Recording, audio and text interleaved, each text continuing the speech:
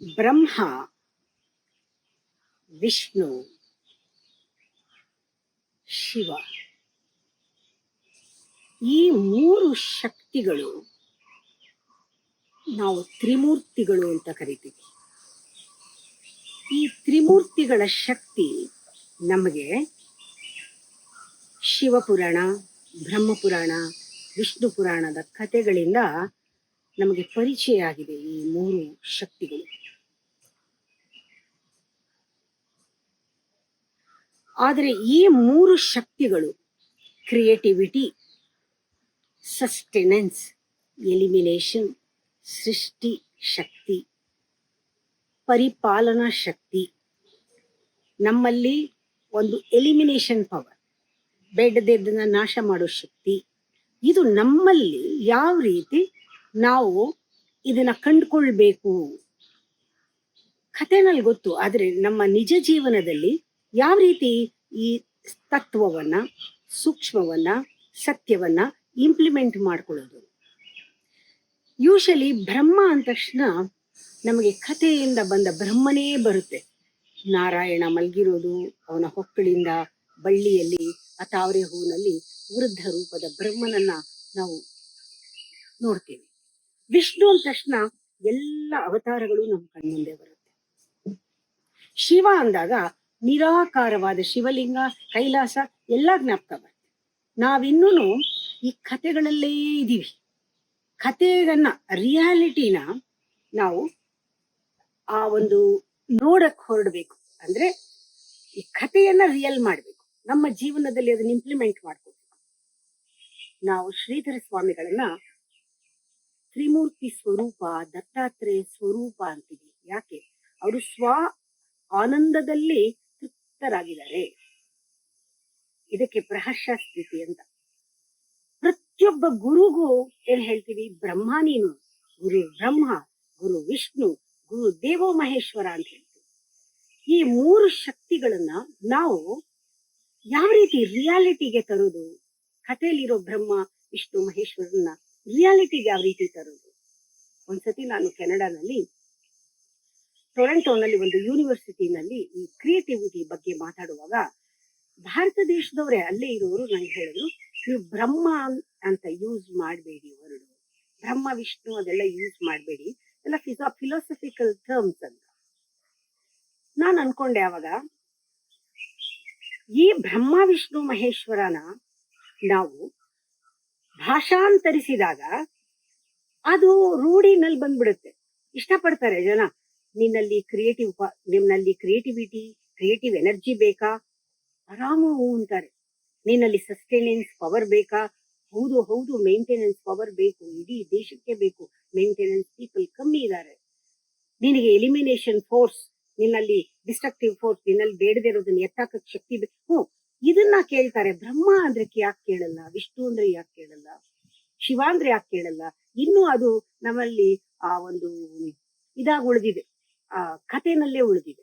ಮಕ್ಕಳ ಕಾಮಿಕ್ ನಲ್ಲೂ ಕೂಡ ಇವೆಲ್ಲವೂ ಕೂಡ ಕಾಮಿಕ್ ಕ್ಯಾರೆಕ್ಟರ್ ಆಗಿದೆ, ಎಂಜಾಯ್ ಮಾಡ್ತಾ ಇದ್ದಾರೆ, ಇದು ಎಂಟರ್ಟೈನ್ಮೆಂಟ್ ಆಗಿದೆ.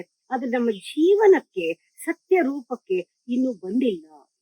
ನೋಡಿ, ಈ ಮ್ಯಾಕ್ರೋಕಾಸಮ್ ಅಂತ ಏನು ಹೇಳ್ತೀನಿ, ಇದನ್ನ ಬ್ರಹ್ಮಾಂಡ ಅಂತಾರೆ. ಇಲ್ಲಿ ಪ್ರತಿ ಕ್ಷಣ ಸೃಷ್ಟಿ ನಡೀತಾ ಇದೆ, ಕ್ರಿಯೇಟಿವಿಟಿ ನಡೀತಾ ಇದೆ, ಸ್ಥಿತಿ ಮೇಂಟೆನೆನ್ಸ್ ನಡೀತಾ ಇದೆ, ಲಯಬದ್ಧವಾಗಿ ಆ ಲಯವೂ ನಡೀತಾ ಇದೆ. ಸೃಷ್ಟಿ ಸ್ಥಿತಿ ಲಯ ಈ ಬ್ರಹ್ಮಾಂಡದಲ್ಲಿ ನಡೀತಾ ಇರೋ ಹಾಗೆ ಈ ಪಿಂಡಾಂಡದಲ್ಲೂ, ಮೈಕ್ರೋಕಾಸಮ್ನಲ್ಲೂ, ಈ ಕ್ಷಣದಲ್ಲೂ ಕೂಡ ಸೃಷ್ಟಿ ಸ್ಥಿತಿ ಲಯ ಕಾರ್ಯ ನಡೀತಾನೆ ಇದೆ. ನಾವು ನಮ್ಗೆ ಬರ್ಬೇಕು, ಇಲ್ಲಿ ನೋಡ್ಕೋಬೇಕು. ಏನೇ ಪ್ರಪಂಚದಲ್ಲಿ ಕೇಳಿದ್ರು ನೋಡಿದ್ರು ಇಲ್ಲಿಗೆ ರೆಫರ್ ಮಾಡ್ಕೋಬೇಕು.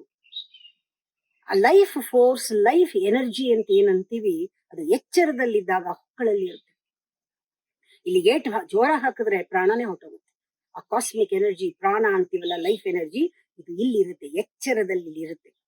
ಈ ಎಚ್ಚರದ ಸ್ಥಿತಿನಲ್ಲಿ ನಮ್ಮಲ್ಲಿ ಬಹಳಷ್ಟು ಕ್ರಿಯೇಟಿವಿಟಿ ಇರುತ್ತೆ, ಬಹಳಷ್ಟು ಮೇಂಟೆನೆನ್ಸ್ ಇರುತ್ತೆ, ಬಹಳಷ್ಟು ನಮ್ಮಲ್ಲಿ ಆ ಎಲಿಮಿನೇಷನ್ ಪವರ್ ಇರುತ್ತೆ. ಎಚ್ಚರದಲ್ಲಿದ್ದಾಗ ಡಾಮಿನೆಂಟ್ ಆಗಿರೋದು ಮೇಂಟೆನೆನ್ಸ್ ಪವರ್.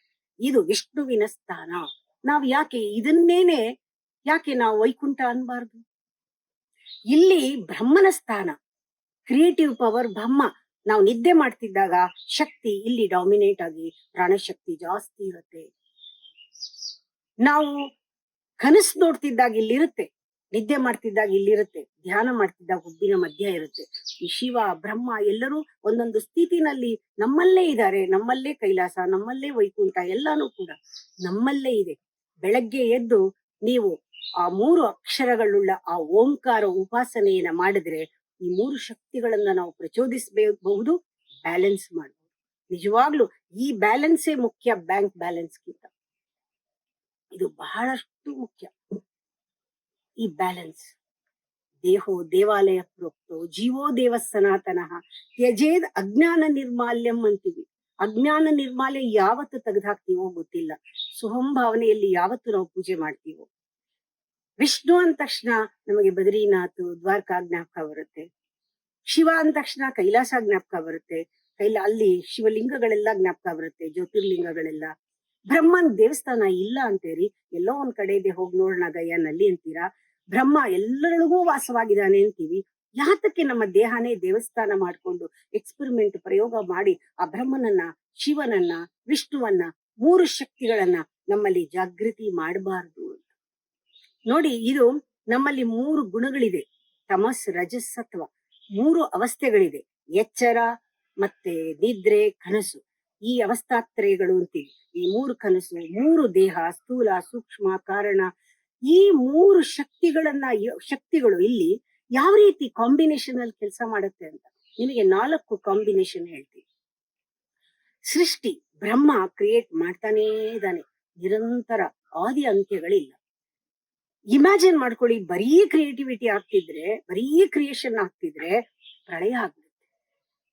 ಅದಕ್ಕೆ ತಕ್ಕ ಹಾಗೆ ಇಲ್ಲಿ ಲಯವಾಗ್ಬೇಕು, ಶಿವ ಕೆಲಸ ಮಾಡ್ಬೇಕು.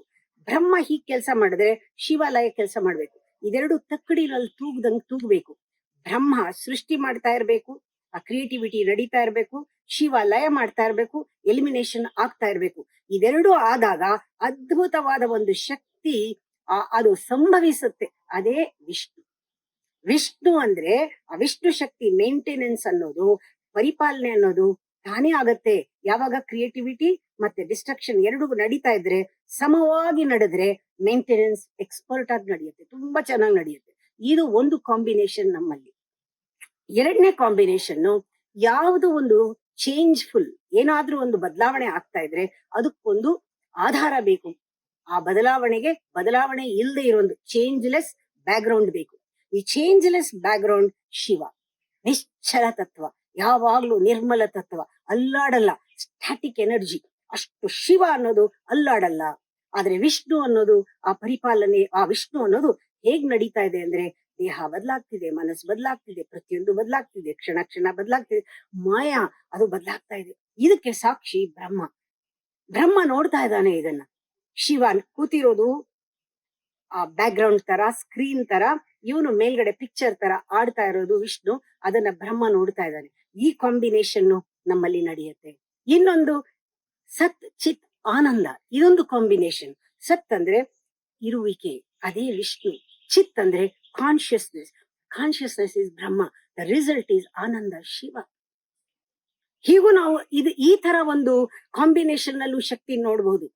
ಇನ್ನೊಂದು ಕಾಂಬಿನೇಷನ್ ಇದೆ, ಧ್ಯಾನ ಧ್ಯೇಯ. ಇದರಲ್ಲೂ ಕೂಡ experience and experiencing factor. Meditation experiencing Vishnu, ಆದ್ರೆ experiencer is Brahma, experience is Shiva. ಈ ರೀತಿ ನಮ್ಮಲ್ಲಿ ನೋಡ್ತಾ ಇದ್ದಾಗ ನಮಗ್ ಗೊತ್ತಾಗತ್ತೆ ಈ ಶಕ್ತಿಗಳು ಈ 3 ದೇಹದಲ್ಲಿ, ಸ್ಥೂಲ ಸೂಕ್ಷ್ಮ ಕಾರಣ ದೇಹದಲ್ಲಿ ಈ 3 ಶಕ್ತಿಗಳು ಯಾವ ರೀತಿ 3 ಗುಣಗಳಿಂದ ಯಾವ ರೀತಿ 3 ಅವಸ್ಥೆಗಳಲ್ಲಿ ಇದು ಕೆಲಸ ಮಾಡ್ತಾ ಇದೆ ಅಂತ ನೋಡಿ. ಪ್ರತಿಕ್ಷಣ ಗಮನಿಸ್ಬೇಕು. ಉಸಿರು ಹೊರಗೆ ಹಾಕಿದ್ರೆ ಲಯ, ತಗೊಂಡ್ರೆ ಶಕ್ತಿ ಅಂದ್ರೆ ಕ್ರಿಯೇಟಿವಿಟಿ. ಪ್ರತಿಯೊಂದು ಅಣುವಿನಲ್ಲೂ ಕೂಡ ಈ ಸೃಷ್ಟಿ ಲಯ ನಡೀತಾ ಇರೋದ್ರಿಂದನೇ ಇವತ್ತು ಬ್ಯಾಲೆನ್ಸ್ ಆಗ್ತಿದೆ. ಊಟ ಮಾಡಿದಾಗ ಅದು ಜೀರ್ಣ ಆಗ್ಬೇಕಾದ್ರೆ ಅದೊಂದು ಪ್ರೊಸೆಸ್, ಸೃಷ್ಟಿ ಲಯ ಆಗತ್ತೆ. ಹಗಲಾಗ್ತಾ ಇದೆ, ഇരുಳು ಬರ್ತಾ ಇದೆ, ഇരുಳು ಹೋಗುತ್ತೆ, ಹಗಲ್ ಬರುತ್ತೆ, ಸೀಸನ್ಸ್ ಚೇಂಜ್ ಆಗ್ತಿದೆ. ಇದನ್ನೆಲ್ಲರೂ ನೋಡಿದಾಗ ಯಾವ ರೀತಿ ಸೃಷ್ಟಿ ಲಯ ಯಾವ ರೀತಿ ನಡೀತಾ ಇದೆ, ಇದೆಲ್ಲ ಹೀಗ್ ನಡೀತಾ ಇರುವಾಗ ನಾವು ನೋಡ್ಬೇಕಾದ್ರೆ ಇದನ್ನ ನಾವು ಒಂದು ಪ್ರಜ್ಞಾ ಪೂರಕವಾದ ಅವಸ್ಥೆಯನ್ನು ಸೃಷ್ಟಿ ಮಾಡ್ಕೋಬೇಕು. ನೋಡಿ, ಇವಾಗ ಸೃಷ್ಟಿ ಸ್ಥಿತಿ ಲಯ ಅಂದಾಗ 4ನೇ ಅವಸ್ಥೆ ತಿರೋಧಾನ. That is an altered state. ತಿರೋಧಾನ ಅನ್ನೋದು ಆಲ್ಟರ್ಡ್ ಸ್ಟೇಟ್. ತಕ್ಷಣ ನಾವು ಒಳಮುಖವಾಗಿದ್ರೆ ಮಾತ್ರ ಅದು ಒಳಗಡೆ ಜರ್ನಿ ತಿರೋಧಾನ. It is called dissolution. It ಕಣ್ಣು ಕಾಣದೇ ಇರೋದು ಅದು. ಅದು ಈ ಇಂದ್ರಿಯಕ್ಕೆ ಸಿಗದೆ ಇರೋದು. ಹಾಗೆ ನೋಡಿದಾಗ ಎಚ್ಚರ, ನಿದ್ರೆ, ಕನಸು ಅಂದಾಗ ಇನ್ನೊಂದು ಧ್ಯಾನ. ಆ ಧ್ಯಾನಾವಸ್ಥೆನೇ 4ನೇ ಅವಸ್ಥೆ, ತುರಿಯಾವಸ್ಥೆ. ಅದೇ ತರ ನಮ್ಮಲ್ಲಿ ಈ 3 ಗುಣ ಹೇಳಿದ್ರೆ ತಮಸ್ಸು, ರಜಸ್ಸು, ಸತ್ವ, ಈ 3 ಗುಣಕ್ಕೆ ಅತೀತವಾಗಿರೋದು. ಮನೋಬುದ್ಧಿ ಅಹಂಕಾರಕ್ಕೆ ಮೀರಿದ್ದು ಆನಂದ ಕೋಶ, ಸ್ಥೂಲ ಸೂಕ್ಷ್ಮ ಕಾರಣಕ್ಕೆ ಮೀರಿದ್ದು ಅದು ಒಂದು ಕಾರಣಾತೀತ ಶರೀರ. ಈ ರೀತಿ 4ನೇ ಅವಸ್ಥೆ ಬಹಳ ಮುಖ್ಯ. ಆ 4ನೇ ಅವಸ್ಥೆನೇ ಅಲ್ಲೇನೆ ನಮಗ್ ಗೊತ್ತಾಗೋದು. That is the beginning of real spirituality.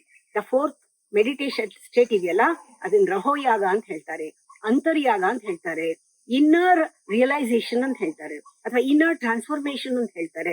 ಇದೆಲ್ಲವೂ ಕೂಡ ಈ 3ನ್ನ ಅರ್ಥ ಮಾಡ್ಕೊಳಕ್ ನಾವು ಹೊರಟಾಗ, ಅರಿವು ಬಂದಾಗ ನಮ್ಮಲ್ಲಿ ಗೊತ್ತಾಗತ್ತೆ ಇದು ಏನು, ಹೇಗದು ರಹೋಯಾಗ, ಯಾವ ರೀತಿ ನಮ್ಮಲ್ಲೇ ಅದು ಆಗುತ್ತೆ ಅನ್ನೋದು. ಅದಕ್ಕೆ ಈ ದೇವರು ಅನ್ನೋದನ್ನ ಬ್ರಹ್ಮ, ವಿಷ್ಣು, ಮಹೇಶ್ವರ, ಯಾವುದೇ ದೇವರಾಗ್ಲಿ ಈ ಕಾನ್ಸೆಪ್ಟ್ ಅಲ್ಲ.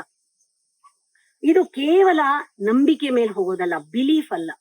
It's A sense of harmony with the universe. ಯಾವ ರೀತಿ ಸೃಷ್ಟಿ, ಸ್ಥಿತಿ, ಲಯ ಶಕ್ತಿಗಳು ಒಂದಕ್ಕೊಂದು ಹೊಂದ್ಕೊಂಡು ಕೆಲಸ ಮಾಡ್ತಾ ಇದೆ, ಯಾವ ರೀತಿ ತಿರೋಧಾನ ಆಗ್ತಾ ಇದೆ, ಅನುಗ್ರಹ ಯಾವ ರೀತಿ ಆಗ್ತಾ ಇದೆ, ಪಂಚಕೃತ್ಯಗಳು, ಇದನ್ನ ನೋಡಕ್ಕೆ ನಮಗೆ 6 ಸೆನ್ಸ್ ಬೇಕು. ಅಂದ್ರೆ ಏನು, 5 ಇಂದ್ರಿಯಗಳು ಕೂಡ ನಮ್ಮಲ್ಲಿ ಶಬ್ದ, ಸ್ಪರ್ಶ, ರೂಪ, ರಸಗಂಧಗಳಲ್ಲಿ ಒಂದು ಸಮಾಗಮ ಬರಬೇಕು. 3 ದೇಹದಲ್ಲಿ ಸಮಾಗಮ ಬರಬೇಕು. ಸ್ಥೂಲ ಸೂಕ್ಷ್ಮ ಕಾರಣ, ಆ integrity, physical, mental and spiritual ಒಳಗಡೆ. ಆಮೇಲೆ ಪಂಚಕೋಶಗಳಲ್ಲಿ ಒಂದು ಸಮಾಗಮ ಬಂದಾಗ ಆ 6 ಸೆನ್ಸ್ ಕೆಲಸ ಮಾಡುತ್ತೆ. ಈ 6ನೇ ಸೆನ್ಸ್ ಕೆಲಸ ಮಾಡೋದಿದೆಯಲ್ಲ, ಆಗ ನಮಗೆ ಆ ಹಾರ್ಮನಿ ಕಾಣುತ್ತೆ. ಪ್ರತಿಯೊಂದ್ರಲ್ಲೂ ಕಾಣುತ್ತೆ, ಪ್ರತಿಯೊಂದ್ರಲ್ಲೂ ನಮಗೆ ಅನುಭವಕ್ಕೆ ಬರುತ್ತೆ. ಅದನ್ನ ನಾವು ನೋಡ್ತೀವಲ್ಲ, ಅಲ್ಲಿ ಪರಮಾತ್ಮನ ಫುಟ್ ಪ್ರಿಂಟ್ ಕಾಣುತ್ತೆ. ಎಲ್ಲ ಕಡೆನೂ ಪರಮಾತ್ಮನ ಫುಟ್ ಪ್ರಿಂಟ್. ಪರಮಾತ್ಮ ಇದಾನೆ ಅಂತ, ಟ್ಯಾಂಜಬಲ್, ಹೀಸ್ ಟ್ಯಾಂಜಬಲ್ ಅಂತ ಪ್ರತಿಯೊಂದ್ ಕಡೆನೂ ಅವನ್ ಸಿಗ್ನೇಚರ್ ಕಾಣುತ್ತೆ. ನಂಗ್ ಅನ್ಸುತ್ತೆ ಇದೇ ನಿಜವಾದ ಸಕ್ಸಸ್. ಇದಿಲ್ಲದೆ ಇದ್ರೆ ನಮ್ಮ ಜನ್ಮ ಫೇಲ್ಯೂರ್ ಏನೋ ಅನ್ನೋ ಭಾವನೆ ಬರುತ್ತೆ, ಕಾಣಿಸುತ್ತೆ. ಅದು ಹೀಗ್ ಕಾಣುವಾಗ ನಮ್ಮಲ್ಲಿ ಒಂದು ಭಾವ ಬರುತ್ತೆ, ಪ್ರೇಮ. ಆ ಭಕ್ತಿ ಎಡೆಗೆ ನಮ್ಮನ್ನ ಕರ್ಕೊಂಡು ಹೋಗೋ ಪ್ರೇಮ, ಎಲ್ಲದ ಬಗ್ಗೆನೂ ಪ್ರೇಮ ಬರುತ್ತೆ. ಇದು ಅನಾಯಾಸವಾಗಿ, ನಮ್ಮ ಎಫರ್ಟೇ ಇಲ್ಲದೆ ನಮ್ಮ ಅಹಂಕಾರ ಪೂರ್ತಿ ಕರ್ಗೋಗುತ್ತೆ, ಅನಾಯಾಸವಾಗಿ ಕರ್ಗೋಗುತ್ತೆ. ಆ ಪಾಸ್ಟ್ ತರೋದೇ ನಮ್ಮ ಅಹಂಕಾರ, ಮನಸ್ಸು. ಆ ಪಾಸ್ಟ್ ದ ತರೋದು. ಇವಾಗ ನಮಗೆ ಪ್ರೆಸೆಂಟ್ ಕ್ಲೂ ಕಾಣಕ್ ಶುರು ಆಗತ್ತೆ. ಯಾವಾಗ ಅದು ಹೊಟ್ಟೋಯ್ತು, present clue is feeling our own presence. ಏಕಾಂತತೆ ಅಂತ ಹೇಳ್ತಾರಲ್ಲ, ಏಕಾಂತ ಅಂದ್ರೆ ಅಲೋನ್ನೆಸ್, ಎಲ್ಲವನ್ನೂ ನೋಡುವಂತಹದ್ದು, ಎಲ್ಲರ ಜೊತೆನೂ ಒಂದಾಗುವಂತಹದ್ದು, ಆ ಪ್ರೆಸೆನ್ಸ್ ಕಾಣುತ್ತೆ. ಅವಾಗ ನಾವ್ ಯಾವತ್ತೂ ಬೇರೆಯವರ ಆಬ್ಸೆನ್ಸ್ ನ ಫೀಲ್ ಮಾಡೋದೇ ಇಲ್ಲ, ಯಾರ್ದು ಫೀಲ್ ಆಗೋದಿಲ್ಲ. ಅದಕ್ಕೆ ನಾನು ಯಾವಾಗ್ಲೂ ಹೇಳ್ತಿರ್ತೀನಿ, ನೀವು ಮೆಕ್ಯಾನಿಕಲ್ ಆಗಿರ್ಬೇಡಿ, ಅಭ್ಯಾಸದ ಮೇಲೆ ಕೆಲಸ ಮಾಡಬೇಡಿ, ಜಸ್ಟ್ ಡಿ ಆಟೋಮಟೈಸ್ ಎವ್ರಿಥಿಂಗ್. ಯಾರಿಗೋಸ್ಕರನೂ ಮಾಡಬೇಡಿ, ಪ್ರತಿಫಲಾಪೇಕ್ಷೆ ಇಟ್ಕೋಬೇಡಿ, ಅವ್ರು ನೋಡ್ತಾರೆ ಇವ್ರು ನೋಡ್ತಾನೆ ಅಂತ ಆತರ ಕೆಲಸ ಮಾಡಬೇಡಿ. ಮಾಡಿದ್ರೆ ಆ ಹೃದಯದ ಬಾಗಿಲು ಮುಚ್ಚಿಬಿಡುತ್ತೆ. ಯಾವಾಗ ಆ ಹೃದಯದ ಬಾಗಿಲು ಮುಚ್ಚಿಬಿಡುತ್ತೆ, ನಿಮ್ಗೆ ಇದೇನೂ ಸಿಗೋದಿಲ್ಲ, ಲೈಫ್ ಫೇಲ್ಯೂರ್ ಆಗತ್ತೆ. ಲೆಟ್ ಇಟ್ ಓಪನ್, ಹೃದಯ ಓಪನ್ ಆಗ್ಲಿ. ಆ ರೀತಿ ನೀವು ಇದ್ದಾಗ ಏನಾಗುತ್ತೆ, ಅದೇ ಸತ್ಯಕ್ಕೆ ಬಾಗಿಲು, ಅದೇ ಸ್ವರ್ಗದ ಬಾಗಿಲು. ನಾವು ಕ್ಯೂನಲ್ಲಿ ನಿಂತ್ಕೊಂಡು ಅಲ್ಲಿ ಹೋಗ್ತೀವಲ್ಲ, ಆ ಸ್ವರ್ಗದಕ್ಕಿಂತ ಈ ಒಳಗಡೆ ತಕ್ಕೊಳತ್ತಲ್ಲ, ಒಳಗಡೆ ನಮಗೆ ಸೂಕ್ಷ್ಮವಾದ ಒಂದು ಗುಹೆಯ ಬಾಗಿಲು, ಆ ಸುರಂಗದ ಬಾಗಿಲು, ಆ ಸತ್ಯದ ಬಾಗಿಲು ಒಳಗಡೆ ತಕ್ಕೊಳ್ಳುತ್ತೆ. ಅದು ತೆಗಿಬೇಕು. ಅದಕ್ಕೆ ನಾವು ನಮ್ಮ ಅಹಂಕಾರನ ಕೊಡ್ಬೇಕಾಗತ್ತೆ. ಯಾರು ಸತ್ಯಕ್ಕಾಗಿ, ಸತ್ಯದ ಬಾಗಿಲಿನ ಪ್ರವೇಶ ಮಾಡೋದಕ್ಕಾಗಿ ತನ್ನ ಅಹಂಕಾರವನ್ನ ಸಂಪೂರ್ಣವಾಗಿ, ಫಾಲ್ಸ್ ಐಡೆಂಟಿಟಿನ ಯಾರು ಸತ್ಯಕ್ಕಾಗಿ ಕೊಡ್ತಾರೋ, ಅವರಲ್ಲಿರುವ ಆ ಭಕ್ತಿ ಅವನನ್ನ ಭಗವಂತನನ್ನಾಗಿ ಮಾಡುತ್ತೆ.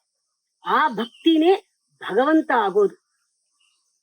ಅವಾಗ ಏನಾಗತ್ತೆ, ಯಾರಿಗೆ ಆ ಪ್ರಾಸೆಸ್ ನಲ್ಲಿ ಇದ್ದಾರೆ ಅವರು ಆ ಬ್ರಹ್ಮಶಕ್ತಿ ಇರೋದು, ಕ್ರಿಯೇಟಿವಿಟಿ ಇರೋದು ಎಕ್ಸ್ಪ್ರೆಷನ್ ಅಲ್ಲಿ ಬರುತ್ತೆ. It becomes action, dynamic action, expression ಅಲ್ಲಿ ಬರುತ್ತೆ ಕ್ರಿಯೇಟಿವಿಟಿ.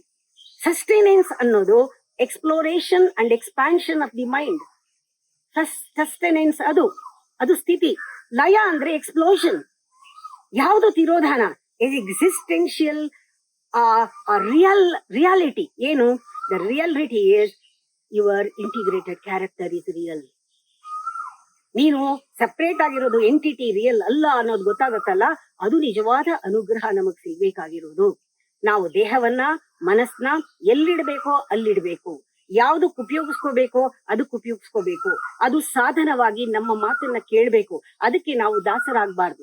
ಯಾವಾಗ ನಮ್ಮ ಮನಸ್ಸು ಆರೋಗ್ಯವಾಗಿರುತ್ತೆ, ಮನಸ್ಸು ದೇಹ ಎರಡು ಆರೋಗ್ಯವಾಗಿರುತ್ತೆ, ಅದು ನಮ್ಮನ್ನ ಕಾಪಾಡತ್ತೆ. ದೇಹ ಆರೋಗ್ಯವಾಗಿದ್ರೆ ಮನಸ್ಸು ಶಾಂತವಾಗಿರುತ್ತೆ, ಮನಸ್ಸು ಶಾಂತವಾಗಿದ್ರೆ ಒಳಗಡೆ ಆನಂದ ತುಂಬತ್ತೆ. ಆನಂದ ಬಂದಾಗ ಎಲ್ಲರಿಗೂ ಹಂಚಿದ್ರೆ ಅದು ಜಾಸ್ತಿ ಆಗ್ತಾ ಹೋಗುತ್ತೆ ಆನಂದ, ಅದು ಮಲ್ಟಿಪಲ್ ಆಗ್ತಾ ಹೋಗುತ್ತೆ ಆನಂದ. ಇದು ನಮ್ಮಲ್ಲೇ ಆಗ್ಬೇಕಾಗಿರೋದು. ಹೀಗೆ ನೋಡಿ, ಸೂರ್ಯ ಉದಯವಾದಾಗ ಹೇಗೆ ಆಕ್ಟಿವಿಟಿ ಸ್ಟಾರ್ಟ್ ಆಗತ್ತೆ, ಆಟೋಮ್ಯಾಟಿಕ್ ಆಗಿ ಎಲ್ಲ ಆಕ್ಟಿವಿಟಿನೂ. ಹಾಗೆ ನಮ್ಮಲ್ಲಿ ಈ ಅರಿವಿನ ಈ ಮೂರು ಶಕ್ತಿಗಳ ಒಂದು ಕಾಂಬಿನೇಷನ್ ಇರ್ಬೋದು, ಸಮತೋಲನ ಇರ್ಬೋದು, ಬ್ಯಾಲೆನ್ಸ್ ಇರ್ಬೋದು, ಅದು ಮೂರು ಶಕ್ತಿಗಳ ಹಾರ್ಮೋನಿ ಇರ್ಬೋದು. ಇದೆಲ್ಲ ನಮ್ಮಲ್ಲಿ ನಾವು ಎಂಜಾಯ್ ಮಾಡ್ತಾ ಇದ್ರೆ, ಒಳಗಡೆ ಗೊತ್ತಾಗ್ತಾ ಇದ್ರೆ, ನಮಗೆ ಸೂರ್ಯ ಉದಯ ಆದಾಗ ಆಕ್ಟಿವಿಟಿ ಹೇಗ್ ಶುರು ಆಯ್ತೋ ಹಾಗೆ ನಮ್ಮ ಮನಸ್ಸು ದೇಹ ಎಲ್ಲ ನಾವು ಹೇಳಿದ ಮಾತು ಕೇಳುತ್ತೆ. ನೀವು ಮನಸ್ಸನ್ನ ಕೂಡ ಸರಿಯಾದ ಹೇಳ್ತಾರೆ, ಮನಸ್ಸು ಅದು ಕರೆಕ್ಟ್ ಆಗಿ ಮನಸ್ಸು ಏನಾದ್ರೂ ಮನಯೇವ ಮನುಷ್ಯಾನಾಂ ಕಾರಣಂ ಬಂಧ ಮೋಕ್ಷಯೋ, ಬಂಧನಕ್ಕೆ ಉಪಯೋಗಿಸದೆ ಅದನ್ನ ಮೋಕ್ಷಕ್ಕೆ ಸ್ನೇಹಿತನನ್ನಾಗಿ ಉಪಯೋಗಿಸ್ಕೋಬಹುದು ಅಂತಾರಲ್ಲ. New light in the mind, new vibration of knowledge, new knowledge vibrate ಆಗತ್ತೆ ಮನಸ್ಸಿನಲ್ಲಿ. ಆಗ ಮನಸ್ಸು ನಮಗೆ ಹತೋಟಿಗೆ ಬರುತ್ತೆ, ಮನಸ್ಸನ್ನ ಆಳಬಹುದು. ದೇಹ ಮನಸ್ಸು ನಮಗೆ ಸಹಾಯ ಮಾಡತ್ತೆ ನಮ್ಮ ಮೂರು ಶಕ್ತಿಗಳನ್ನ ಸದಾ ಬ್ಯಾಲೆನ್ಸ್ ನಲ್ಲಿ ಇಡಕ್ಕೆ. ಅದರಿಂದ ನಾವು ಏನೇ ತಿಳ್ಕೊಂಡಿದ್ರು ಕೂಡ ಆ ಕಥೆನಲ್ಲೇ ಇರಬಾರ್ದು, ಆಚೆ ಬರ್ಬೇಕು. ಎಷ್ಟೋ ಜನ ಬುದ್ಧಿವಂತರು, ಅತಿ ಬುದ್ಧಿವಂತರು, ಈ ಬ್ರಹ್ಮ ವಿಷ್ಣು ಮಹೇಶ್ವರ ಅಂತ ಹೇಳಿದ್ರೆ ಆ ಶಕ್ತಿಗಳನ್ನ ಕಂಡೆಮ್ ಮಾಡ್ತಾರ. ಅಯ್ಯೋ ಆ ತರದೆಲ್ಲ ಇಲ್ವೇ ಇಲ್ಲ, ಇದ ಮಿತ್, ಅದು ಇಲ್ವೇ ಇಲ್ಲ ಅಂತ. ಅದಲ್ಲ, ಅದನ್ನ ತೀರಾ ಕಾಮಿಕ್ ಕ್ಯಾರೆಕ್ಟರ್ ಮಾಡೋಕ್ ಮುಂಚೆ ಮಕ್ಕಳಿಗೆ ಇದನ್ನ ತಿಳಿಸ್ಬೇಕಾದ್ರೆ ಓಂಕಾರ ಉಪಾಸನೆ ಮಾಡ್ತಾ ಇದ್ರೆ ಆ ಶಕ್ತಿ ಬ್ಯಾಲೆನ್ಸ್ ಆಗುತ್ತೆ, ಅದು ನಮ್ಮಲ್ಲಿ ಅನುಭವಕ್ಕೆ ಬರುತ್ತೆ. ಈ ರೀತಿ ಸಣ್ಣದಾಗಿ ನಾವು ಇಂಪ್ಲಿಮೆಂಟ್ ಮಾಡ್ಕೊಂಡು ಹೋಗ್ತಾ ಇದ್ರೆ ಗುರುರ್ ಬ್ರಹ್ಮ, ಗುರುರ್ ವಿಷ್ಣು, ಗುರುರ್ ದೇವೋ ಮಹೇಶ್ವರ, ಗುರು ಸಾಕ್ಷಾತ್ ಪರಂ ಬ್ರಹ್ಮ ಅಂತ ಹೇಳಿದಾಗ ಆ ಗುರುತ್ವ, ಆ ಶಕ್ತಿ ಏನು, ಆ ಮೂರು ಶಕ್ತಿಗಳು ಒಬ್ಬರಲ್ಲಿ ಇದ್ರೆ ಅವರಲ್ಲಿ ಎಷ್ಟು ಮಟ್ಟಿಗೆ ಆ ಪರಬ್ರಹ್ಮ ಸ್ವರೂಪ ಅವರು ಅನ್ನೋದು ಗೊತ್ತಾಗತ್ತೆ ಅಂತ. ಇದಕ್ಕೆ ಈ ದತ್ತಾತ್ರೇಯ ಸ್ವರೂಪರಾದ ಶ್ರೀಧರ ಸ್ವಾಮಿಗಳನ್ನ ಜ್ಞಾಪಿಸ್ಕೊಂಡು ನಮಃ ಶಾಂತಾಯ ದಿವ್ಯಾಯ ಸತ್ಯ ಧರ್ಮ ಸ್ವರೂಪಿಣೆ ಸ್ವಾನಂದಾಮೃತ ತೃಪ್ತಾಯ ಶ್ರೀಧರಾಯ ನಮೋ ನಮಃ.